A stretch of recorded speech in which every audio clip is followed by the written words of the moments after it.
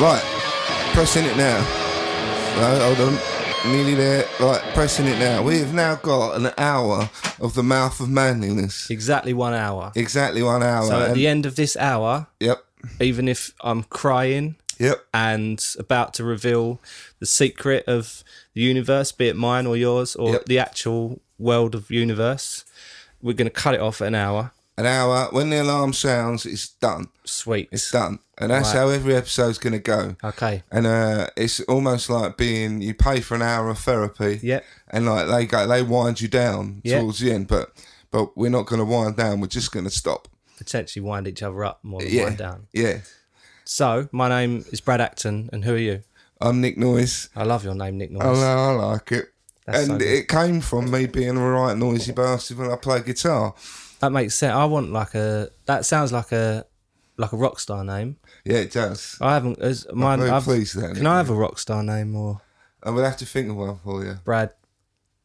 The bad Bad Brad. Bad Brad sounds really Bad not very Brad good. sounds cool. It doesn't. Yeah, it It does. sounds like one. You remember them Garbage Pail Kid cards you Yeah, used it to get? does. Bad Brad.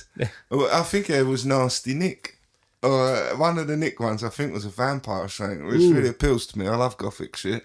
Yeah.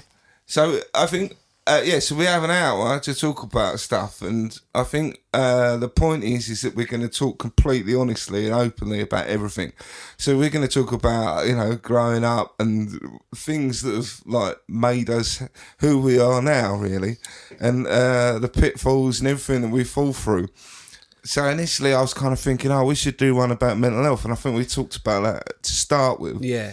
And then I'm like, yeah, but that seems really obvious and it doesn't seem like enough. No. And I kind of think, and then I was just kind of thinking about it more and about how like men don't talk about their feelings. And if men do, like, you kind of get really dissed by everyone. And it's like, men don't talk about things and how crap that is. And that's really impacted on me. Yeah.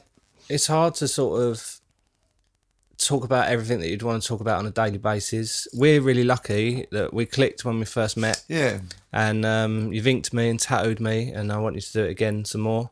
And we're kind of like instantly able to open up on that level. But people like just don't get that opportunity to talk candidly about whatever they want to talk about. They might not even know how to talk about it or why they want to talk about it or know that they even need to talk about it.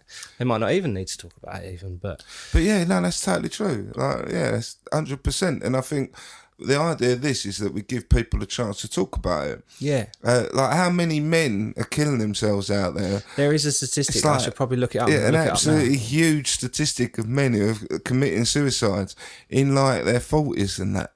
And like it's just scary. It's scary as hell. And like, I've had loads of problems with mental health through my life. And, I've been lucky that I've had people to talk to. More often than not, I'm talking to my mum or something because I can't talk to the men around me about anything. And a lot of the reason why I struggle with things is because of the men around me when I was growing up. Yeah. So it just made me think we should open it up even more. Let's give people a real opportunity to kind of talk about how they feel. Let men be vulnerable for, just this once. And I think, we'll get some guests in along the way. But we're not, I don't want to be stuck to any kind of format. We just go with it. And you might have had a really shit day, so we talk about your shit day. That has happened more and more recently as we've kind of found out, so we're going to have loads to talk about. I'm just looking literally, I know it's unprofessional, at the statistics of suicides in this country. And a large amount of those are male. Highest rate of suicide was recorded as 21.4 deaths per 100,000 in 1988. So the 80s were a bit nuts, weren't they, I guess? But yeah, I think it's gone up since then, though. And looking at this chart, which is really boring, so I'm not going to read it out, but it is definitely on the rise. And I promise I'll do some more research into actual real statistics so we can be a bit more professional on that matter. Well, I kind of think this isn't, we're not professing to be doctors or therapists, although I've been through a lot of therapy and I've studied quite a bit. So, I kind of know quite a bit about this stuff. But this is kind of rough and ready. I don't, right from the offset, I'm like, I don't want this to be really organised and slick. It's just this is just going to be as genuine can be. Yeah. And that's kind of the point. Yeah. It's genuine, and there isn't a lot of forethought gone into it. We generally have We not just given say any what thought we think to at any one this time. bit. I don't know what I'm going to say next now or even now. But that's kind of, hopefully you'll see that as an open door policy for you lot to kind of get involved. Whoever's listening, you can get in touch. The Instagram, Twitter feed and Facebook, Google Mouth of Manliness. Website's on its way. And we want to hear your stories, your questions for me and Nick. Stuff you might want us to talk about. You might hear stuff that you don't want us to talk about. It's basically, we want you to feel like you're in the room with us, chatting with us. We will be able to take live phone calls, read out emails, and anything you want to kind of contribute to the show, fire it over and we'll have a look, which is quite an exciting thing.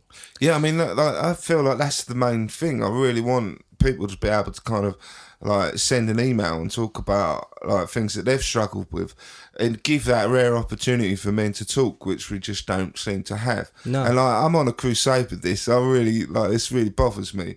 So let's do something about it. And this is an opportunity to do something about it, for people to say and like have open conversations. Strange for men to do that, which is just craziness, but it is true. It can only do good. I mean, I'm on and off of building sites for my work, and I see a whole like cross section of human nature, and people who are just riddled with fear of any kind of intimacy or openness, and like seemingly choosy about the stuff they laugh at, but then they would sort of happily come out with homophobic or racist stuff and everything like that. And it's difficult, but it's quite often their only kind of outlet. And 9 times out of 10, they'll have like 9 or 10 other geezers doing saying the same stuff. So it's kind of like that whole world that a lot of people kind of think has gone or doesn't exist anymore. It still exists in these kind of little pockets, and it's fueling the fact that men can't really express themselves probably how they want to express themselves. Yeah, no, it just makes it worse, and it just like perpetuates that problem. And I don't know, it's almost like the guy on the building site. Like that's how people kind of think that's a real man. Yeah. So anything that kind of falls short of a man who's kind of like strong and can like work their hands and that kind of thing. Yeah. Like you fall short if you're not that. Yeah. Or like you're really successful in the city or something. Yeah. And like most of us aren't like that. No. Most of us aren't like that at all. Most of us are really struggling with stuff. Yeah. But we have no one to talk to about it. No. And like that, that's a crying shame. It really is.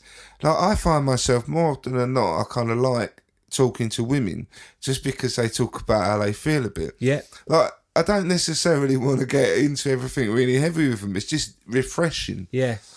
But then, and I work with mostly women, so like I like that really, I like that. But then I'll go out with a friend, someone I've known all my life, and they're just talking about sport and birds. Yeah. Like, I don't use the word bird, but I used to. Yeah. And so I kind of think like part of being like a kind of conscious man is that you're not sexist. Yeah, it's part of a progression. You don't wake up and become this particular way or that particular way.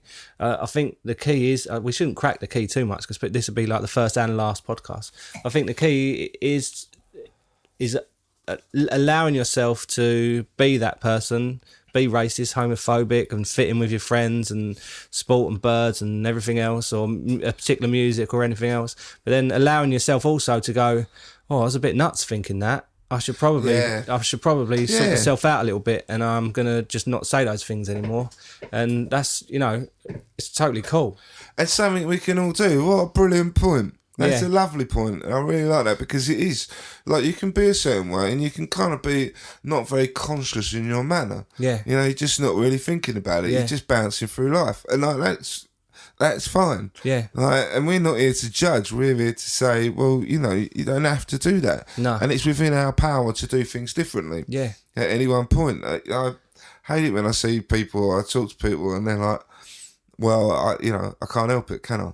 No. And I'm like, well, can you not? You Can you really not help it? I think everything is up for change. Yeah. Everything can be changed. Nothing has to be changed. No, But I well, think quite. like having that little bit of awareness when you say something in a group of people and then you sort of see a couple of reactions and think, oh, that didn't go down too well. I think next time I'll lay off like my racial slurs or whatever it is that you said. That is enough. That's like the first step to realising like, oh, I can sort of suss a room out and sort of see how it's going and make a mistake in one room and then not make that same mistake in another situation. Or you can like be a complete arsehole at work and then realise that and go, right, I'm leaving this job, go and get another job and just not be an arsehole. It's as simple as that. And I think people get trapped in their kind of little worlds of, oh, I can't leave this job and what will my family think if I do this or say this or anything else. But I think life really is too short to worry about a lot of that stuff. And I feel that we're quite lucky in that regard that we've recognised that and we're able to sort of deal with it. Some days are harder than others. I would struggle to sort of, correct someone if they said something wrong on some days, but then other days I would kind of correct them before they've even said it. So everyone's different on every day. No one person is that same one person every day. And I think realising that and understanding that is like a big key into discovering bits about yourself you didn't even know about and just trying it out one day. Just say, right, today I'm going to be a bit more, I don't know, funny or like introverted, or I'm going to look up facts on nuclear chemistry and just say some of that and just sort of see what happens. Just being open to just switch the shit up and change stuff, I think. Yeah, I think like there's no way. Like I just through all of my I'm 43. I was 43 this on Sunday just gone. You do not look 43. 24th of February, and I just thank you. That's all right. I like that. I think the reason I don't look 40 is because I still dress like I was like 18. I really don't. I like when I was 18. I used to wear Levi jeans. Like my mum would buy me Levi jeans, which is I always thought that was a massive luxury. Yeah. I was thinking the other day. I remember being like 18 or 19, and I used to wear purple Levi jeans. I can't believe I wore them. And then I'd wear a band t-shirt and like a leather jacket. And I pretty much wear exactly the same now. Even down to like I still wear All-Stars and that kind of thing. The thing is, it's quite liberating. Like, I've had loads of different jobs and quite often I have to put a suit on for meetings or smart casual for if I'm... That's quite nice sometimes. Yeah, I'll definitely, 100%. Smart casual as a site supervisor, or I'll be scruffy one day because I'm on building site and not have to worry about it too much. And I think like not having one particular look and just accepting that you really can just like wear what you want. Different for different circumstances. I think people get caught in the same stuff from school of like, oh, that he's like a boffin, so we're not going to dress like him. He's like a jock, so we're not going to dress like him. He's like an emo, so we're not going to dress like him. And like before you know it, you're carrying around all these rules with you, and fucking it's like, hell, shit. You know what? That's really funny. You say that, and like that just totally. This is a magic moment. It just totally dawned on me. Yeah, that I do that in spades. I really do. What you like? You still carry those kind of rules of like yeah. Like with clothes, I do. And like almost like say if I've got to be smart. Yeah. I'm always want to be Nick Cave smart. Yeah. Not office guy smart. Yeah, but that's all right though, because I think fashion needs to have like parameters. Like I won't wear like unless I'm wearing black. I won't wear like blue jeans and a blue shirt, but I wear black jeans and a black shirt. And I won't if I've got dark trousers, I will have a light t-shirt on, dark hat. So it's like light dark. Like I've got little rules like that still, but like I care a lot less about what people think.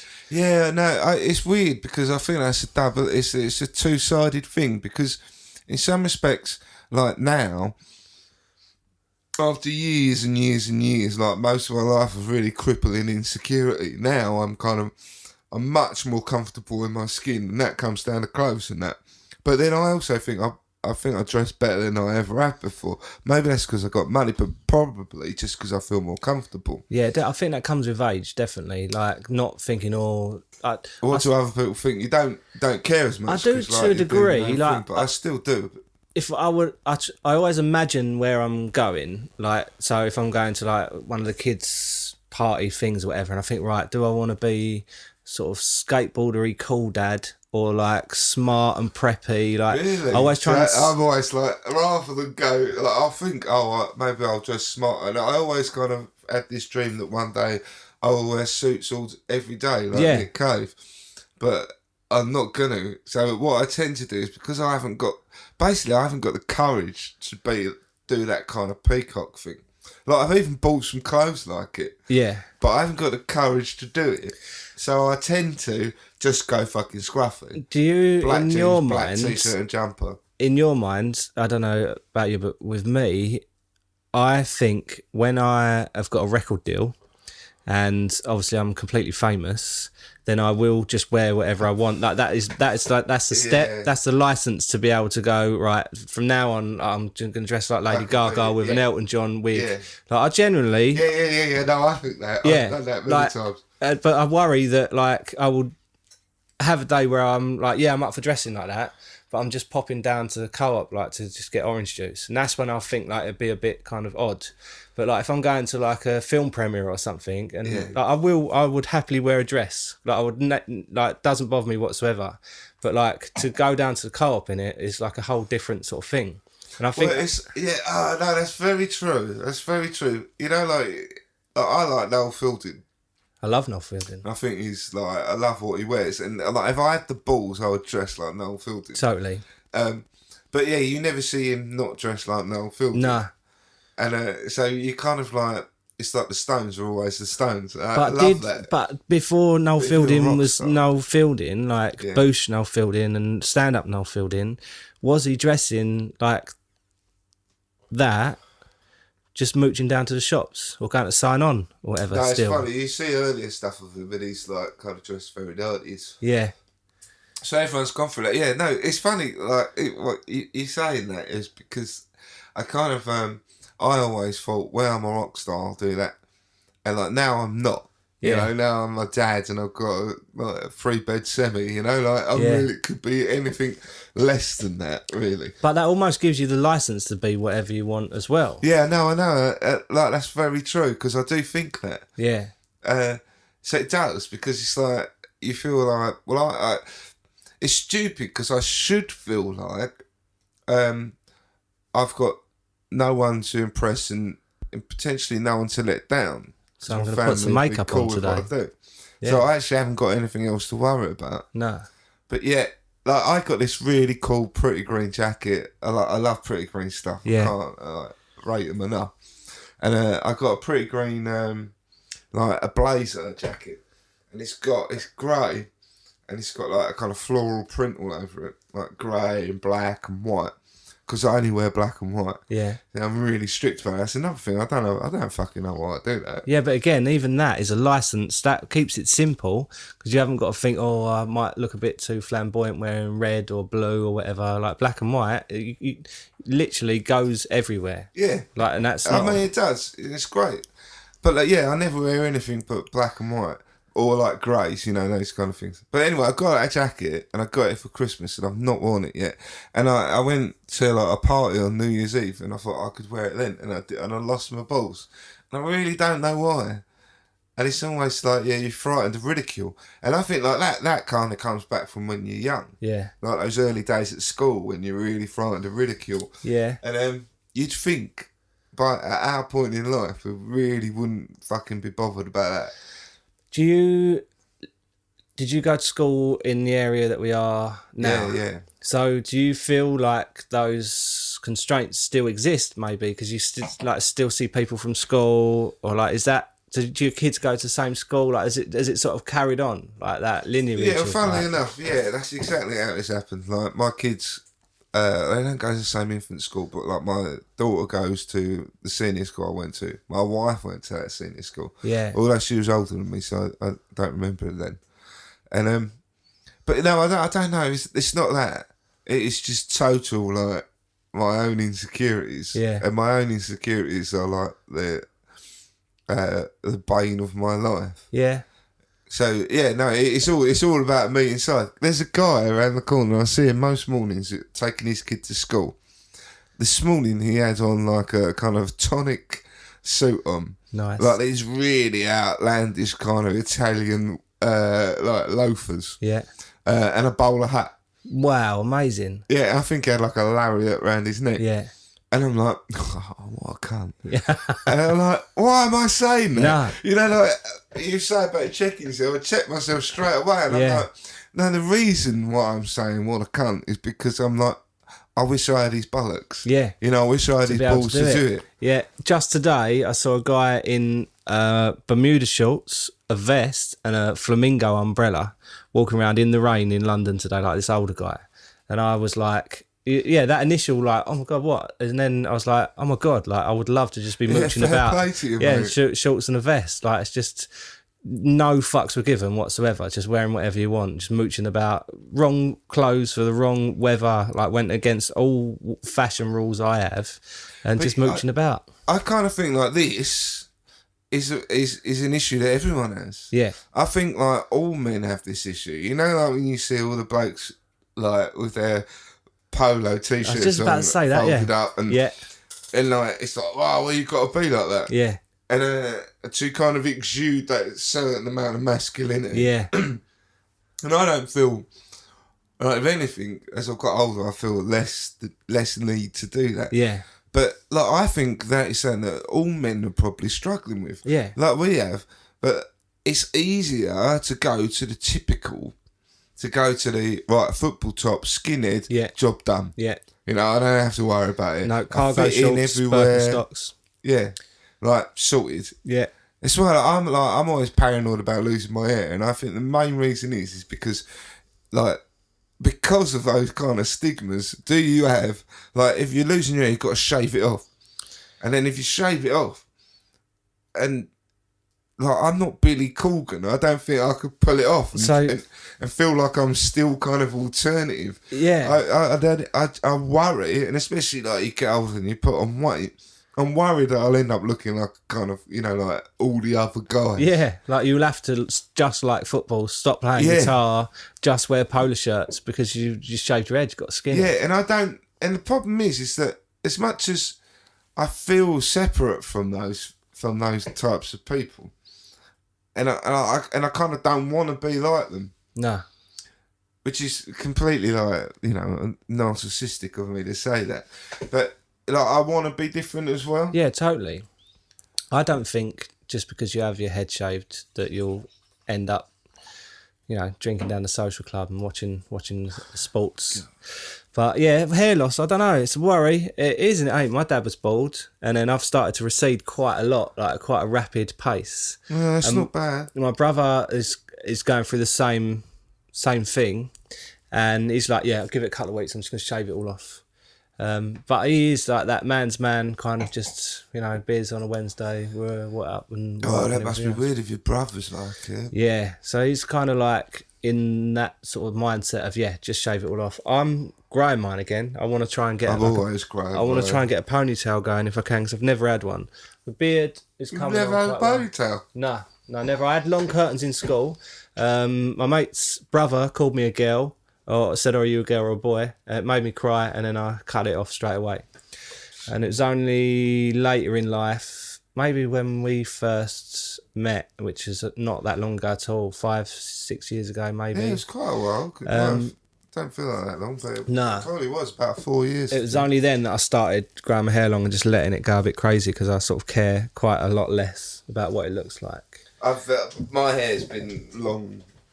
It's always been on the longer side, at least. I've shaved it a couple of times. But, what, off? Like all off? Yeah. Yeah? Yeah, a couple of times. At the time, like, I was really thin. I was, like, drinking every day, and I was a mess. And I didn't really eat. And, like, I used to work in a restaurant, but I didn't eat there because I always felt sick all day from the night before. Oh, wow. So by the time, then I'd normally eat by the time I got home, which is normally be about 10 o'clock, and it'll be something really little. Yeah. Because if I eat a lot, I don't want to drink. No. So I used to barely eat. Wow. But I used to cycle to and from work, and it used to take me half an hour each way. Yeah. So I was like having an hour's of decent exercise, but not eating. Yeah. So I was wafer thin. I was proper like rock star thin. And so when I shaved my head, I looked like an ugly Renton from Trainspotting. Like just really thin. Yeah, yeah. Like people thought I was really ill when I shaved my head because it was like I couldn't hide behind it. Yeah, sometimes it's just like, people do suit like certain looks. We were watching some film. It was the middle of the summer. I had like reasonably long hair, probably about the length I've got now. And that's not long hair. No, but I'm saying it's longer than it has been, and it's growing. It's growing every day, I promise. I literally went upstairs and shaved it all off, and then come downstairs, and my wife Kate was literally like, "What the fuck have you just done to your head?" And I was like, "Oh, like I just fancied it. It's summer, like it's hot, kind of thing, and I wanted to look like whoever it was, Taylor Lautner in this film or whatever." And from one angle, literally like one like there, it was like, yeah, man, that looks all right. Like put aviator sunglasses on, like, I'm quite pleased with that. But 99% of the rest of the time, I just look like just like an ogre or like someone who's just about to mug your nan or something. It is weird because some people look really good bald. They really do. And I can't imagine them in any other way. Nah. But no, for me, like I hang on to my hair all day long. I try really hard. I hate the thought of losing my hair. No. I guess like my dad didn't have any hair, and like it's caused me a fair amount of upset. And my and more particularly as we go on in this podcast, I'm sure I will talk about my granddad. Right, yeah. But my granddad was bald as well, and I think those things have made me think, I really don't want to be bald. Yeah. It's mad. It doesn't really bother me that much. I kind of accepted it as my fate almost because my dad was bald. Really? His dad was bald. But then on my mum's side, no one's bald other than my mum. But I kind of, if it happens, it happens. But I wouldn't really be, I think I'd get used to it, I guess. But maybe I'd just get it all tattooed. Like get my name written on the back. Achilles heel. It's funny, so to hang on to my hair, like big, see, you can tell how nervous I am even just saying this, and this is because of all the man shit. Yeah. And of all like the pressure that men shouldn't do it and vanity.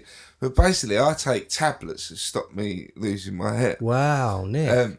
And like I do talk about it, like I don't advertise it. But I do talk about it. You know, like, you're on the podcast now, right? Yeah. But like, this is it. I'm not fucking holding anything back. I'm saying everything. I like that. And if the conversation's going that way, and I think it's pertinent, then we'll talk about it. Yeah, mate, you're right. And I think like a lot of blokes are probably feeling this exact same shit. Like it's like, I'm losing my hair, but like it's really, really difficult. Yeah. Like if as a man you were to bring up like losing your hair as an issue to a woman, what do you think their response would be? I don't know.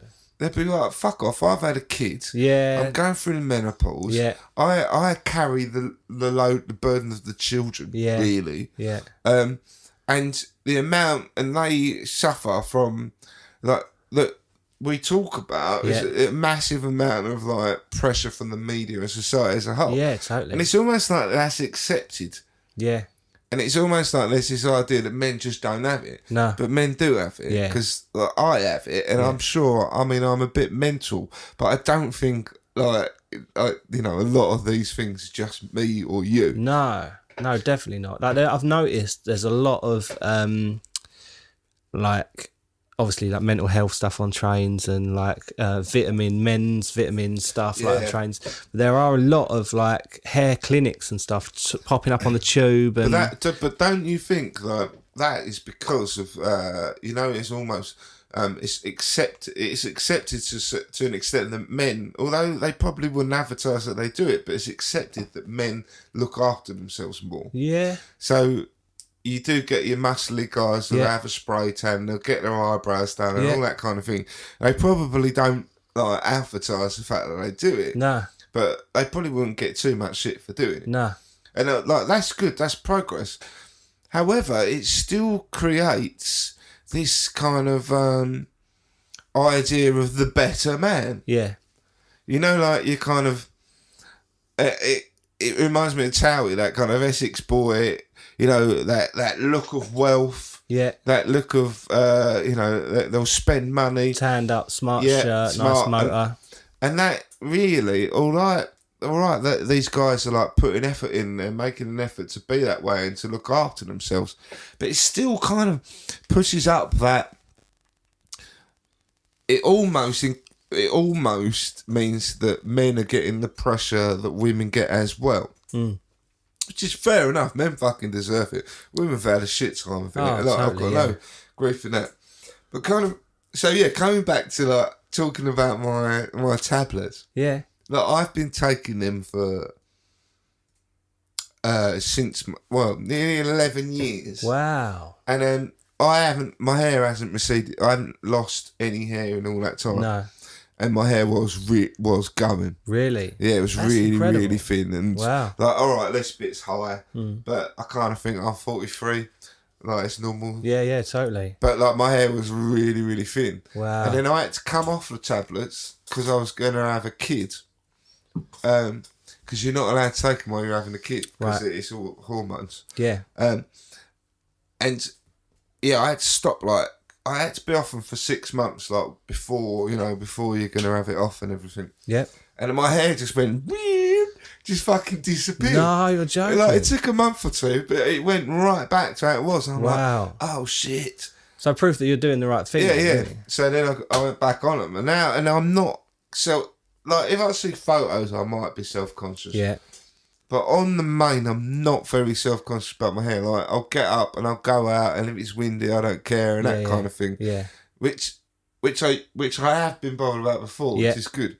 But the funny thing is that I think like this is a fucking miracle. Like, I talked to, on a couple of occasions, I've spoken to like another man, and like their hair's going. Yeah. And I've said, you really should, like, I take these tablets. Like, you know, it's worth looking into. And I've got really shitty response. Really? Yeah, twice. One guy was like... What, you didn't just walk up randomly and friends. Yeah. Friends I know. You like, know, it comes about in conversation. Yeah. You know, standing outside having a fag in the pub, and like they might be talking about their hair, and then I'll say something like, I take these tablets and I don't lose my hair. Yeah. And one guy, I said it, and he just pretty much switched off. Wow. It just turned off and went, I'm going in. Oh, really? Yeah. And then another guy who's like, he does his own thing anyway, and I've got a lot of respect for him for that. And he was like, yeah, I don't care. Yeah. And I'm like, lovely. Yeah. But then someone else, you think, I think he might have had something done since anyway. Oh, right, yeah. Maybe. But I'd get it done. Thing is, I wouldn't be as like blunt as to just ignore it. You would just engage in conversation and just go, oh, that's cool, Nick. Nice one. Yeah, like, that's all right for you. Looks good. I don't feel the need, but it was like, don't bring up baldness. Yeah. It's like an episode of Partridge. Yeah. Don't talk about the war. Yeah. It's like, why the fuck not? Why can't we talk about that? Yeah. Why can I not talk to you about it? No. Like, maybe, you know, it's something he's really self-conscious about. Yeah. And me bringing it up, he might have found it really crushing. And that's okay. Yeah, that is totally okay. The thing is, though, he wouldn't have had conversations like this where he can kind of like, he might be still trapped in that, like, oh, I'm losing my hair kind of thing. Do you know what I liken this to? When people have got bogies in their nose, I tell them. But I don't tell them in front of people. I just say, I'm telling you because I would want you to tell me. There's bats in the cave. You've just got, just got a little thing there, mate. And sometimes people go like a little bit shy and they don't always like it. But I would want people to tell me that was happening, that was going on. And I think, I don't know, it's not always easy to do. Sometimes I leave it to see if they sort of scratch it away or whatever. Do you know what, Brad? That is why I said to you, do you want to do a podcast together? Yeah. That pretty much encapsulates exactly the reason why I thought we would work well together. Yeah. Because the fact that you would do that, I totally agree with that. Yeah. You know, like, the amount of times I've gone to someone, you got... Yeah. And And it's like, oh, that's really feminine. Really? Yeah, people would see that as being a really feminine thing to do. And I'm like, why not? Why wouldn't you be nice to someone? Yeah. Like, how much effort does that take? The thing is, they could be going into like a meeting, a job interview, like that could literally be like life or death for them if people are that shallow enough to judge them on it. I just think for a little second of awkwardness, and don't get me wrong, like I haven't always had the confidence to do it. But yeah, quite often, just a little bit of like, oh yeah, you've got just a little bit of something on your thing there, mate. Like it's just that 1 second, and they'll feel self-conscious. I wouldn't like do it in front of like loads of people. Go, yeah, look at you got a thing in your nose. But yeah, it's just it might make them feel weird for a little bit. But I like to think they'll feel better and open because they might. And they might do it to someone else. Yeah, exactly, passing it on. But you know, like that's almost kind of encapsulates this podcast to me. Yeah. The fact that like it's almost like saying to someone, well look, we're talking about it. Yeah. So you can talk about it with us. Yeah. And you know, we're not trying to save the world. No. But there's a little bit about in life I think that we should be actively trying to be nice to one another. Yeah, totally. And trying to do the right things for one another. You know, in the world, in like England as it is at the moment, is quite the opposite. And I just think we as individuals can go and we can address that balance. Just little things like that. You know, someone's struggling with something or someone's got a bit of fucking food on their face. And you're like, oh, mate, give that a little bite. Yeah. You know, like, what's wrong with that? No. And like that, and that's kind of what we need. Yeah.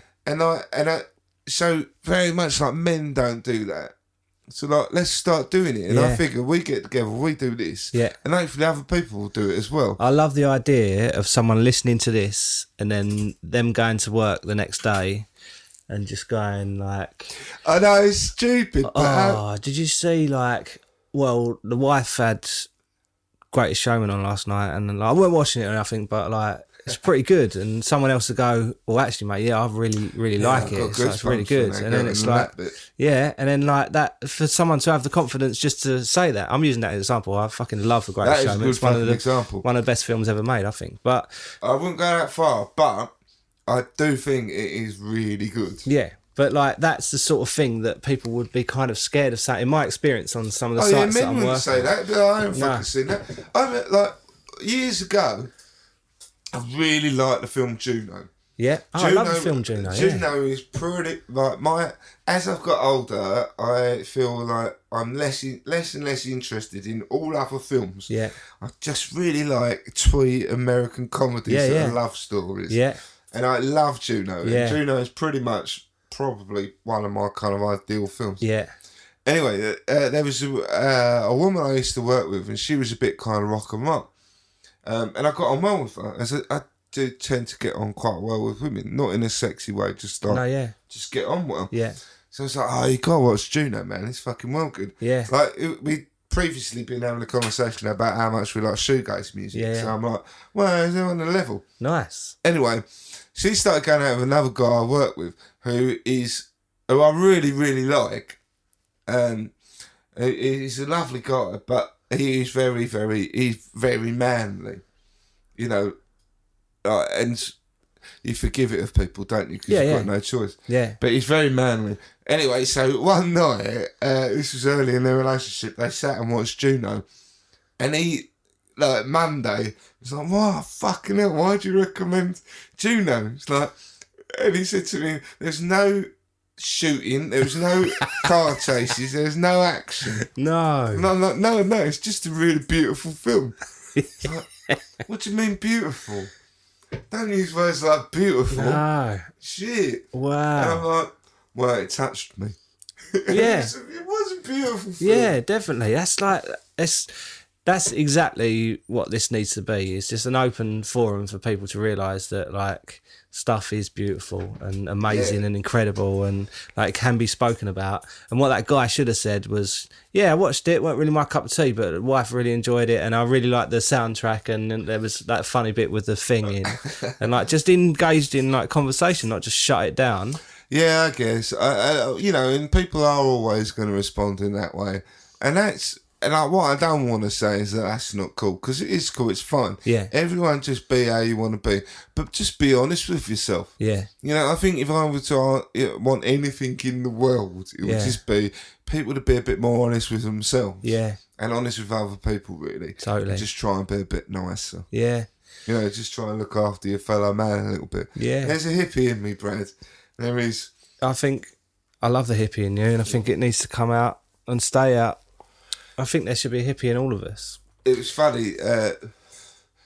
I've been off of work this week, so and the weather's been mild. Yeah, nice. So my wife has been off as well, although we've been busy. I went to fucking hospital on Monday for blood tests because I'm getting an operation on my anus. Oh, really? Wow. Yeah, on the 11th Right. of March. So I'm really not looking forward to it. Well, you're having it stitched up.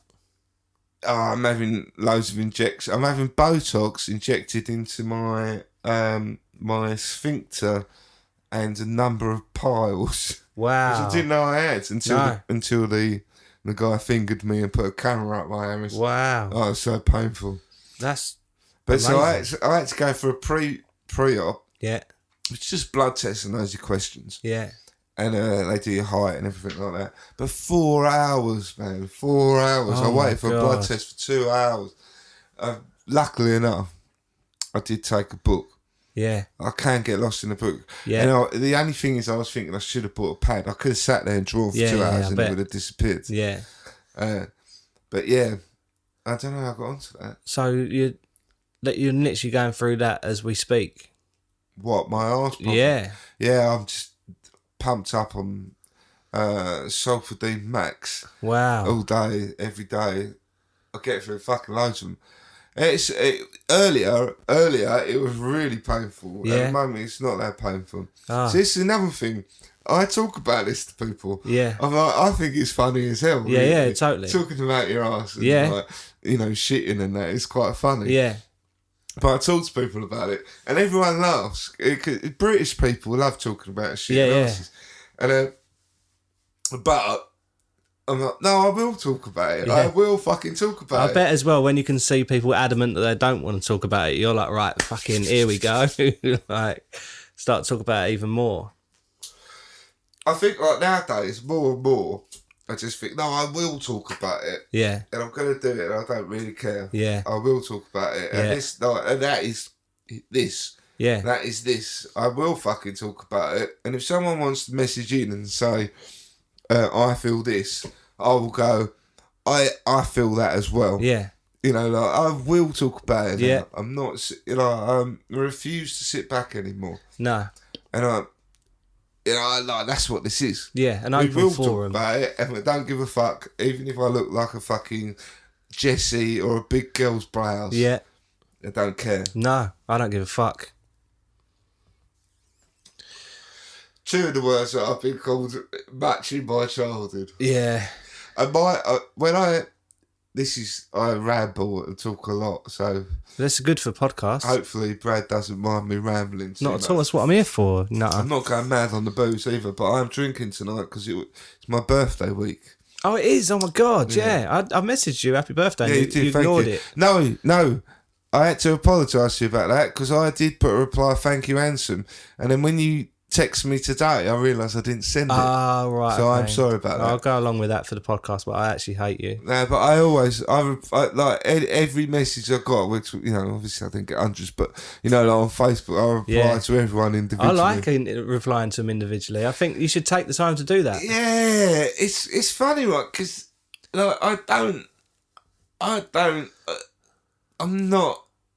I'm pretty old school in many ways, and like social media, like I kind of find it a bit boring. Yeah. And I've got more and more bored of it. I like Instagram because I like looking at people's artwork. Yeah. But yeah, then my birthday rolls around, and then I get loads of messages from people, Yeah. and I'm like, oh no, there's something in this. Like, It this feels is quite lovely, doesn't nice. it? I It feels feel really it nice. feels good. Yeah, from people that you haven't seen or spoken to for like years, cropping up saying sort of happy birthday, and like people are friends of friends, and you're like, man, they've really taken the time out to write that little message. Like, that's really cool. We've all got an intrinsic need in us to be liked. Like we all desperately need to be liked. Definitely. And I think like the people who say, quite often the people who say, "Oh, I don't need to be liked," they've got loads of people who like them. Yeah, that's true. So it's bullshit. Yeah. We all feel this need to be liked, and we need that like acceptance in our lives to keep us sane. I think celebrities are quite often the worst at it, where they're like, "Oh, I can just be open and free now about what I think and everything else," because no one's punching you in the stomach during your lunch break at school for wearing a particular thing or whatever. It's kind of quite. But then they're using their medium. They're using their medium, the media, and their stage to kind of say good stuff. So I'll never knock that, and that's essentially what we're doing as well. Well, it is really. So like that's what I mean. You know, like when we say like certain men are this way and certain men are that way, and we don't like that. You know, we might not like it, but everyone's got a right to do what the fuck they want, really. And I really believe that. But I do also believe quite strongly, like we can do what we want, but at the same time, we shouldn't do things at the detriment to others. No. And I think that's what people have lost sight of. Yeah. You know, like in life, you should live life in the richest possible way. And like, you know, and I don't, in many ways, I feel like I haven't. And I don't have any big regrets about it, but I still, you know, when I think about what I'd like for my kids, I'd like them to, I fucking hate that. I'm about to say I'd like them to travel. Yeah, that's But cool people though. who Who travel doesn't? normally get right on my tits. And that is just, and that is one of my own fucking. Why? misgivings. Because they're a particular type of person. Is that a generalisation? Yeah, there is that generalisation that people go, "I've been to India and now I'm found." Yeah. And like for me, I'm like, no, it's taken me all of my life to be comfortable with myself, you know. Found. And and I always find, like, if I go somewhere, I find it really hard to just let myself be. Yeah. You know, like you go to another country and just to go, Yeah. I'm just going to go with the flow. Yeah. Can't do it. No. Like, my brain just starts turning in on itself. What? So you find yourself trying to like do stuff that you would do at home? Like you need that structure, or No, I just feel really, really uncomfortable. right? Like, until about the time I go home, then I start to feel a bit more comfortable. Minutes before you Yeah, leave. yeah, like, no, oh, it really is. this, Like, I'm really enjoying this now. Like, holidays are a total waste of time with me. Wow. Because, I hate going. I hate the stress beforehand because my wife gets really stressed. My wife does loads of planning, and I'm like, don't over-plan it. Yeah, I think that's normal. We ruin it. And then, basically, I get there, and I'm like, I don't feel any different. You know, like, I don't feel any different. No. Like I can laugh about it, but like my brain is still wherever I go. Yeah. You're still there. Yeah. And my brain is still attacking me at every moment of my life. Yeah. So, and it's worse because I'm in a place I don't know. Yeah, in Speedos. Yeah, so I can't just go and do normal shit. No. My brain's going, like, what do you look like? What are you doing? You hate this shit. You fucking hate it. You should. And look, when I've been on 2 cruises with my family, one of them was the Disney one, which was cheesy as shit, but it was amazing. I reckon that would be good. I'd be up for that. And it was like really, really posh. But there was a smoking area just on the one corner of the ship. Right. And I obviously smoke a fair bit, so I went there to smoke fags.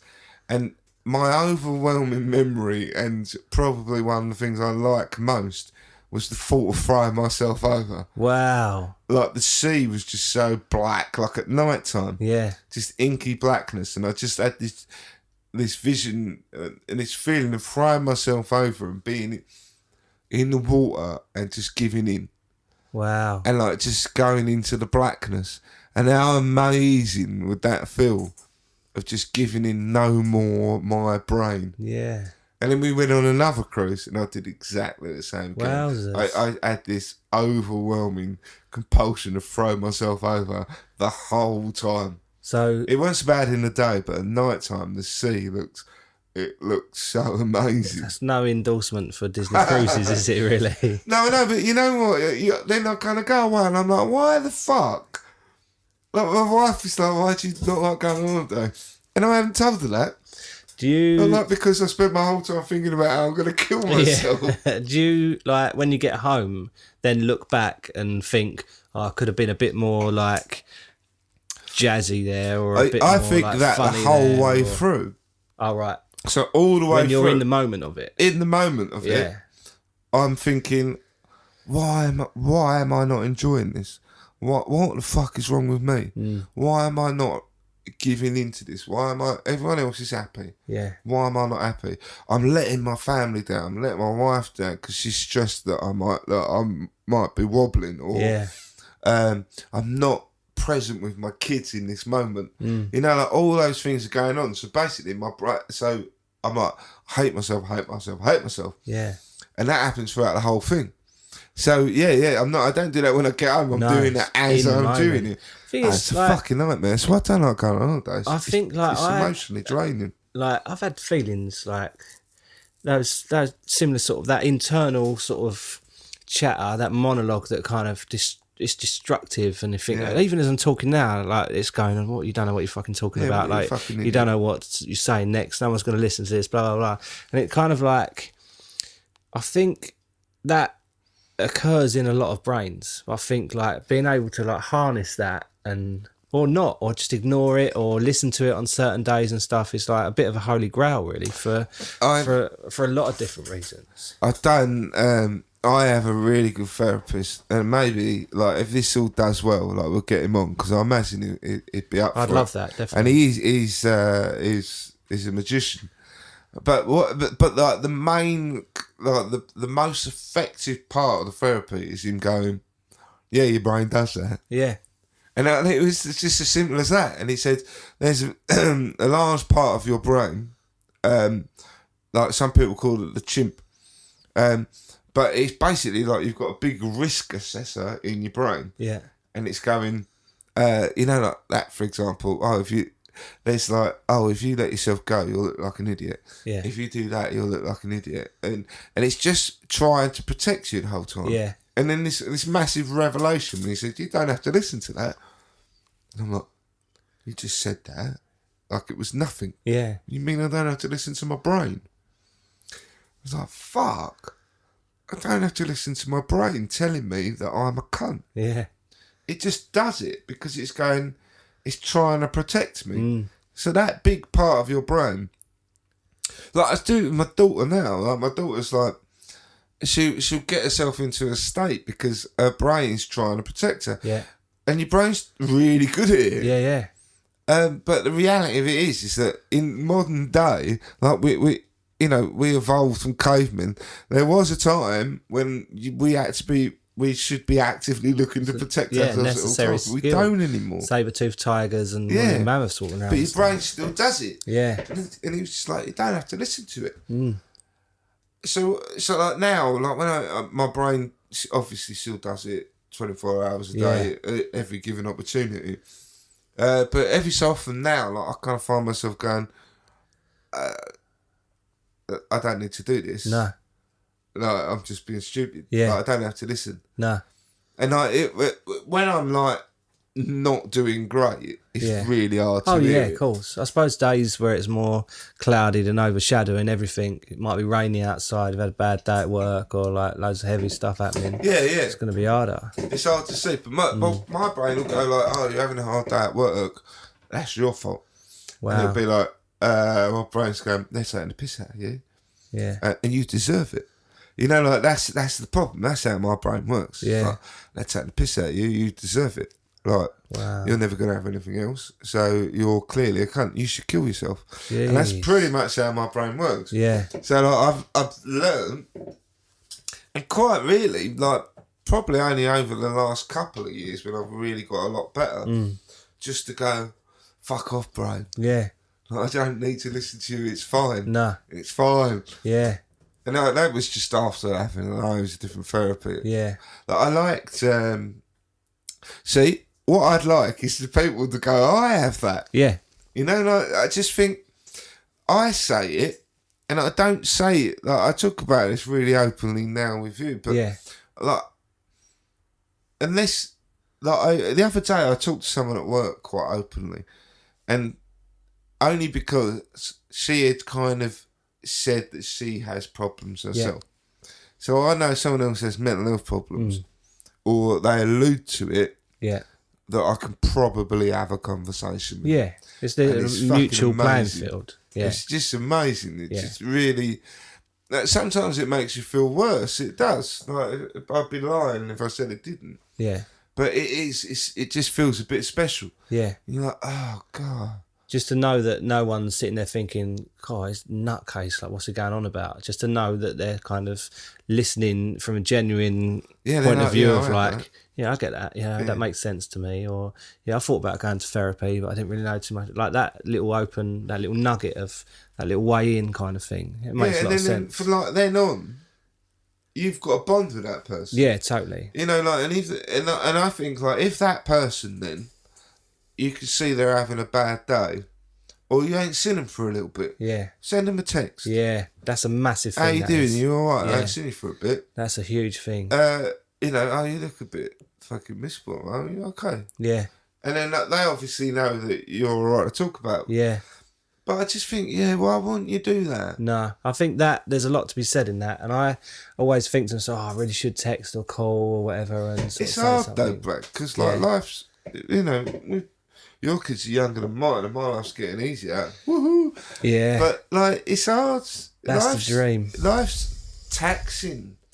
You know, you've got to, like, if you're with someone, then you kind of want to make them feel happy, because if they're not happy, then you feel like you've got some responsibility in it. Yeah, totally.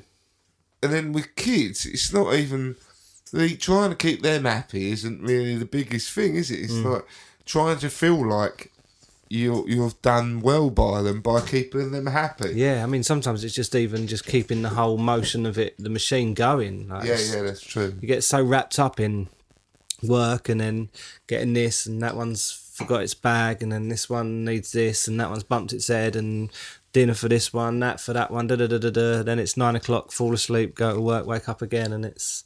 Yeah, in the middle of that, like, where's the time for you? Like, it basically disappears. Totally disappears. Like, I mean, maybe this is for another episode when we go into the becoming a father. Yeah, that's because I think like that's probably got a whole hour on its own. Mate, yeah, we could do a whole webisode. Maybe as things come up on this, we'll go. We'll save that one. Yeah, because I think fatherhood is a crazy one. Yeah, and the time thing is the biggest constraint. Something that I've done recently, like, I'd always be saving stuff for when I've got a whole day or half a day or an hour, and you just don't get. But what I've realised now, I'm lucky because I'm making music again. I'll just have the laptop set up, ready to go, so I can walk in from work, turn it on, and then with the kids running around or walking past or whatever, I just if you do get a little 5 bit, minutes. yeah, do a little bit here, do a little bit there, just quickly type this bit out, even as they're running around or as I'm walking past. It's the only way you can do it. Is make it as easy to do as possible. And you then feel like you're kind of making that, you're chipping away at that little bit of progress, and then the holy grail becomes, oh, I'm taking the kids out to a kids' party, so you've got Saturday to yourself this weekend. I'm like, oh, great. Like, I can literally get a block of time to just kind of finish off all those little bits that I started in the week. It does get better. I get, like, periods like that quite regularly now. Yeah, that's the dream, that is. Like, we really do. Like, we've been getting, like, in fairness, like, we'll get some time like that, and we're a bit like, what are we going to do? Yeah.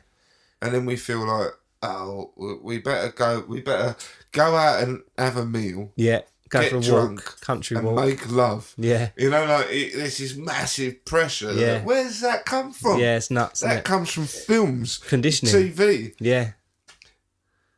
Like, yeah, I was brought up, like, my favourite films have always been romantic films, so I'm Yeah. really a real sucker for that. But Yeah. it was funny because we were having that conversation the other day, and it's like, oh, we should be having it off.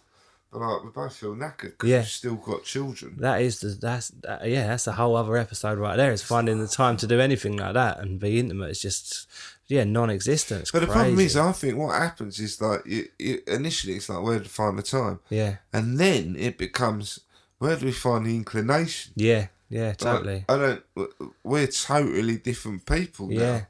Yeah. We've just been like, for me and my wife, we've been through like 2 children, her having cancer and nearly dying. Wow. You know, like, and then a load of other shit. And you're like, we've got where we were is a long way away. Yeah. That's the alarm, That's Nick. it. Oh, that feels horrible. But we've agreed that we're going to cut it We've off. done an hour. As soon as the hour comes up, we were going to literally cut it off and not going to say anything. Yep, can you hear it? We weren't even going to say this, but it We're going to feels... say goodbye. We are.